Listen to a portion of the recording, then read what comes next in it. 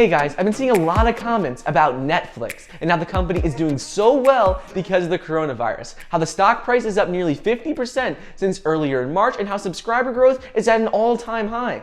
And yeah, I get that, but what most people are missing is the fundamental issue that the coronavirus is creating for the company. Netflix is in real danger of losing its top spot among streaming services, and the coronavirus is only making this worse. So while everything may look good on the outside, everything is not as good as it seems at Netflix. So today, let me go over why Netflix is in real danger. What's up everybody, Michael here, welcome back to another video. Before we get started, I want to let you know that I'm only presenting the facts in this video. I'm not a financial advisor, I'm not saying whether it's a good time to buy, good time to sell. I'm simply presenting the facts so you can make your own decision on whether you want to invest in the company or whether you don't. So anyways, please be sure to leave a comment with your thoughts on Netflix. Netflix recently released its earnings reports earlier today. And we're not gonna get too much into the numbers, but the basics of the earnings report is that Netflix missed its estimates of $1.65 per share, and they reported $1.57 earnings per share. So they missed their estimates on the earnings per share. However, with subscriber growth, they were only estimated to gain 7 million new subscribers, and they gained 15.77 million. So they nearly doubled how many subscribers. And this can mostly be due to the fact that people are staying at home, they need more sources of entertainment, and people are turning to Netflix and other streaming services. With that covered though, let's get into the real reason why Netflix is actually in real trouble. While they are seeing subscriber growth, they're seeing more views during the coronavirus, what are the negatives that the coronavirus is creating that could potentially cause the stock to crash and go down in the next year or two? Now with the basics covered, let's get into the negative effects the coronavirus is having on the company. We know subscriber growth is up, we know watch time is up, but what is actually happening that's negative for Netflix? So right now, if you look at the company, everything appears to be going well. However, in a year or two from now, it's not going to be as good. And the reason why is for two reasons. Currently, there are a number of other competitors in the market that are trying to gain market share, such as Hulu, Disney+, Apple TV, Amazon Prime Video, HBO Now, and HBO is also releasing a new streaming service called HBO Max on May 27th. There are dozens of streaming services, and while this has been going on for a while, the coronavirus is only going to make this worse. So based on a survey by highspeedinternet, currently 47% of people would choose Netflix over any other streaming service. The next highest is for Amazon Prime Video, which is at 14%, and then Hulu is at 13%. The thing to keep in mind with this though, is that 75% of the respondents say they choose their streaming service based on content, not on bundling, not on pricing, not on experience, based on the content on the platform. And Netflix relies on filming original content. People love the original content, and that's what Netflix does best. So let me give you an example. On March 20th, Netflix released a show called Tiger King, Murder, Mayhem, and Madness. And this show went crazy. People were watching it all over the world. And in Europe, Netflix was asked to turn down its broadband use to use standard definition videos because so many people were on Netflix watching this show and streaming Netflix in general.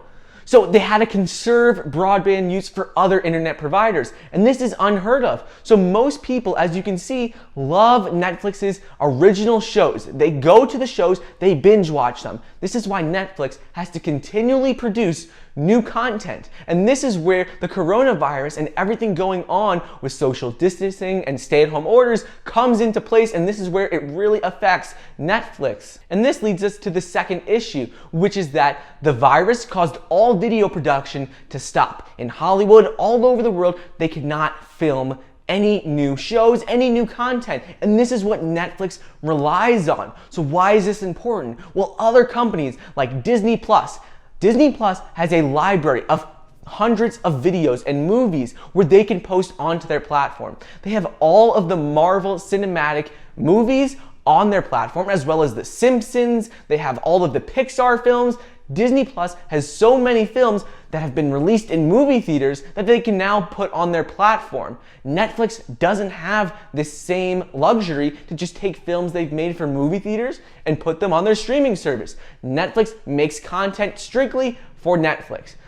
And they don't have a large library of films, because once they film something, they upload it to the site and it's on Netflix for all of its users. With Disney Plus and other streaming services right now, especially Disney Plus has all this library of content that is not on the platform. And according to the chief content officer at Netflix, he stated that it's not going to be an issue right now or in the next couple of months, but later in the year and next year, this will affect how much content they'll be able to release. And this can negatively affect the company in huge ways. If they don't have enough content to supply to users and subscribers, people are not going to want to use the service. With so many other options out there, people will just subscribe to another platform. As I stated previously, the main reason why people choose one platform over another is strictly based off of content. On that high internet speed survey, it was that 75% of people choose their platform based on the content,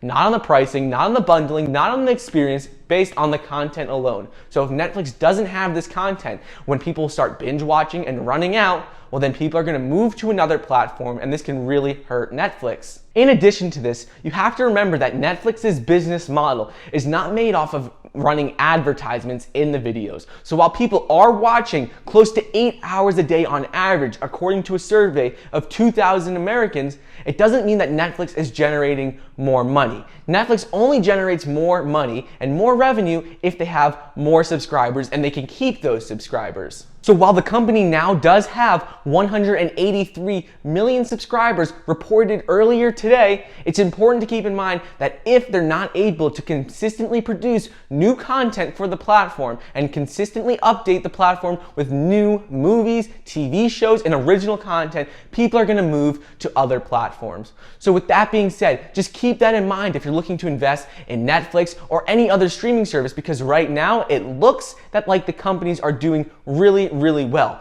But with all of these new streaming services emerging, it's important to keep in mind that while they may have more watch time, generating more revenues now during the coronavirus, a lot of them are going to be struggling because they're not able to produce content. So it might be good to look towards companies that already have a library of content that needs to be uploaded, because people are going to want to be able to view new content.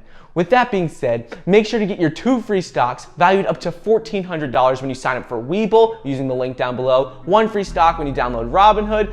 Thank you so much for watching. Please like the video down below, leave a comment and subscribe, and I'll see you guys next time.